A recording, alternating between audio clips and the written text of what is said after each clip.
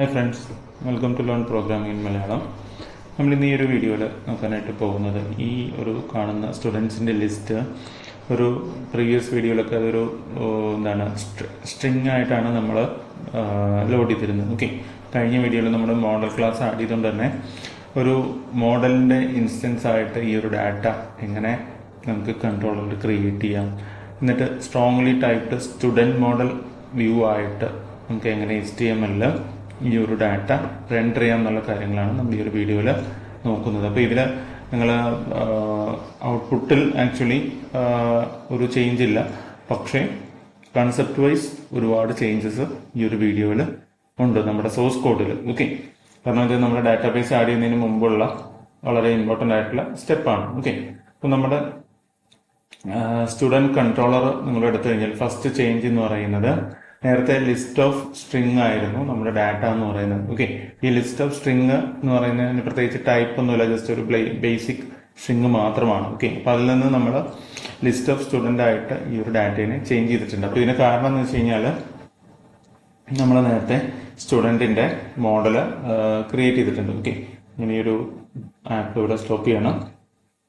അപ്പോൾ സ്റ്റുഡൻറ്റിൻ്റെ മോഡൽ കഴിഞ്ഞ വീഡിയോയിൽ നമ്മൾ ക്രിയേറ്റ് ചെയ്തു. അപ്പോൾ ഈ ഒരു സ്റ്റുഡൻറ്റിൻ്റെ ഒരു റെഫറൻസ് അല്ലെങ്കിൽ അതിൻ്റെ ഒരു ഇൻസ്റ്റൻസ് ആയിട്ടാണ് നമ്മൾ ഈ ഒരു ഡാറ്റ ഇവിടെ ക്രിയേറ്റ് ചെയ്തിരിക്കുന്നത്. ഓക്കെ, കാരണം നമ്മളിപ്പോഴും ആക്ച്വൽ സ്റ്റുഡൻറ് ടേബിൾ ക്രിയേറ്റ് ചെയ്തിട്ടില്ല, അതുകൊണ്ട് ഇപ്പോഴും നമ്മളൊരു ഹാർഡ് കോഡഡ് സ്റ്റുഡൻറ് ഇൻസ്റ്റൻസ് ആണ് ഇവിടെ ക്രിയേറ്റ് ചെയ്യുന്നത്.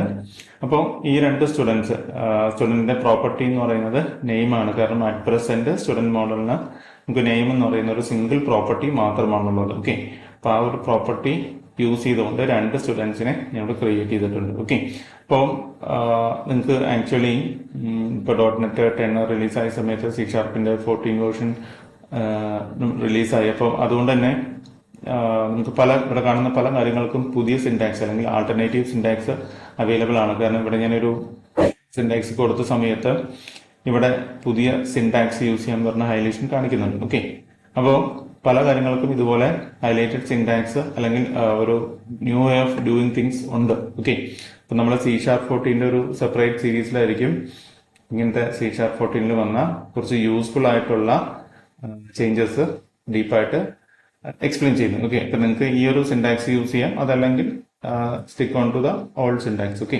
രണ്ടും വർക്കിംഗ് ആണ്. അപ്പോൾ ഈ ഒരു ഡാറ്റ നമ്മൾ വ്യൂവിലേക്ക് നേരത്തെ പോലെ പാസ് ചെയ്തിട്ടുണ്ട്.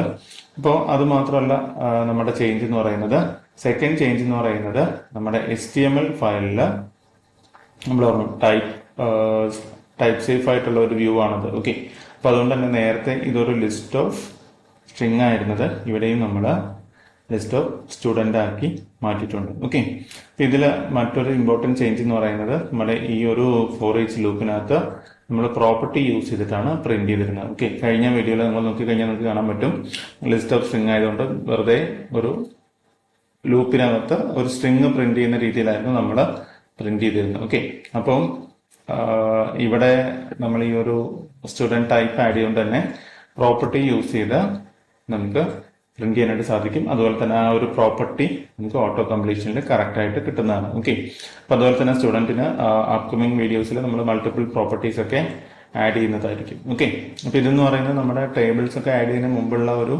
ബേസിക് സ്ട്രക്ചർ ആണ്. അപ്പോൾ ഇതിൽ ഔട്ട്പുട്ട് വൈസ് ചേഞ്ച് ഇല്ല നിർത്തി എന്താ പറയുക, നമുക്ക് പ്രോഗ്രസ് ഇല്ല എന്ന് വിചാരിക്കരുത്.